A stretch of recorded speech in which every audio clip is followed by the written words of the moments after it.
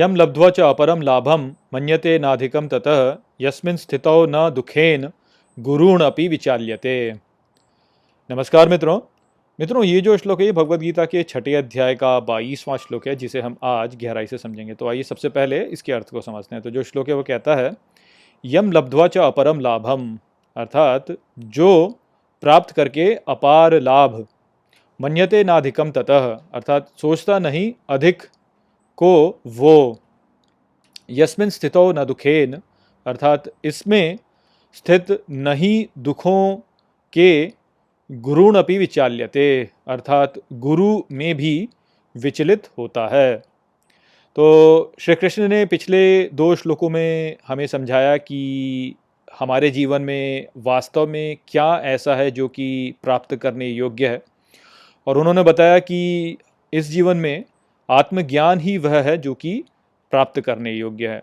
अब यहाँ पर श्री कृष्ण कहते हैं कि जो व्यक्ति आत्मज्ञान प्राप्त कर चुका है वह अपार लाभ को प्राप्त करके उसे कुछ इतना महत्व नहीं देता, और ठीक इसी प्रकार से वो यदि जो दुख के गुरु हैं उनको प्राप्त करे, अर्थात बड़े बड़े दुख जो हैं उनको भी यदि प्राप्त करता है तो उनसे भी वो विचलित नहीं होता।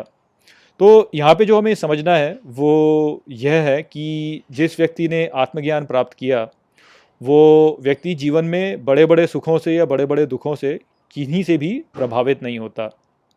तो एक सामान्य सा जो व्यक्ति होता है जो कि आत्मज्ञानी नहीं है, वो जब कुछ जीवन में ऐसा देखता है जो कि बहुत ही मूल्यवान है तो उसके प्रति वो आकर्षित होता है और उसे प्राप्त करने की इच्छा उसके मन में विकसित होती है, और यदि वो उसे प्राप्त नहीं कर पाता तो वो दुखी होता है और एक कुंठित जीवन वो व्यक्ति जो है वो जीता है।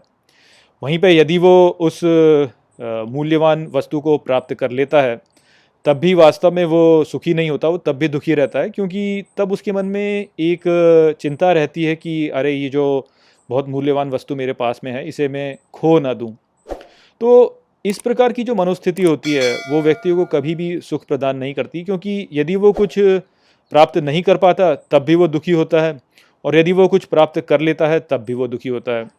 वो व्यक्ति जो है वो अपने सारे जीवन को एक चिंता के रूप में बिताता है, क्योंकि या तो उसे चिंता हो रही थी कि वो कुछ प्राप्त नहीं कर पा रहा, या फिर उसे चिंता हो रही थी कि जो उसने प्राप्त कर लिया है उसे वो खो ना दे।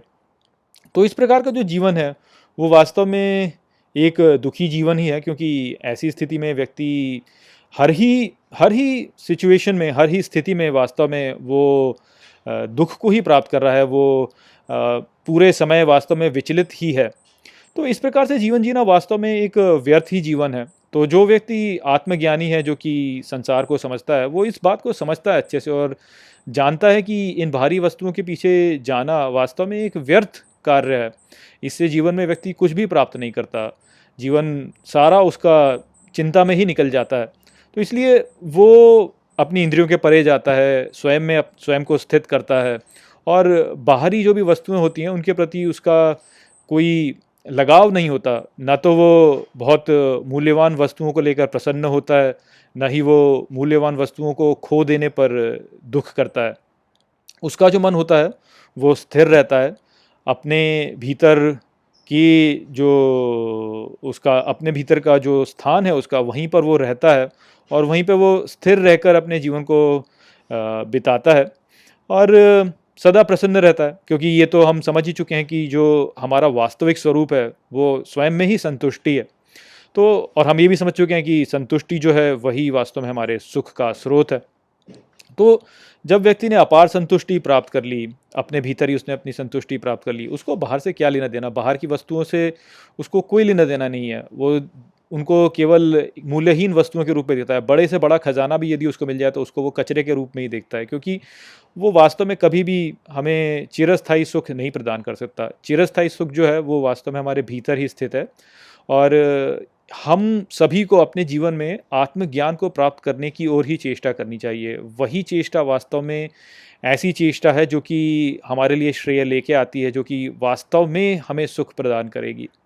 तो वही बात है जो कि यहाँ पे श्री कृष्ण ने समझाई कि जो व्यक्ति आत्मज्ञान प्राप्त कर चुका है वो बहुत अधिक मूल्यवान वस्तुओं को प्राप्त करके उनको कुछ ऐसा मानता नहीं, और बहुत ही मूल्यवान वस्तुओं को यदि वो खो भी दे या उसको बड़े से बड़े दुख भी यदि उसको प्राप्त हो जाएँ तो भी उनसे वो विचलित नहीं होता। तो ऐसा ही जीवन वास्तव में एक सुख वाला जीवन है, और हम सभी वास्तव में ऐसे ही जीवन को खोज रहे हैं, तो हमें उसी के पीछे जाना चाहिए। क्यों हम धन, प्रसिद्धि और इन सब वस्तुओं के पीछे जाते हैं? ये सब तो व्यर्थ ही हैं। तो आशा करता हूँ कि मैंने इस श्लोक को यहाँ पे आपको अच्छे से समझा दिया होगा। चलिए इसी के साथ इस वीडियो को हम यहीं पे समाप्त करते हैं। नमस्ते। वीडियो को अंत तक देखने के लिए धन्यवाद। यदि आपको ये वीडियो पसंद आया हो तो इसको अपने प्रियजनों के साथ में साझा करें और इस ज्ञान को और फैलाएं। यदि आपके पास कोई भी प्रश्न है तो मुझसे इंस्टाग्राम पर जुड़िए। वहाँ पर मैं हर शनिवार रात को एक लाइव Q&A सेशन रखता हूँ और आप मुझसे वहाँ पर अपने प्रश्न पूछ सकते हैं। जय श्री कृष्ण।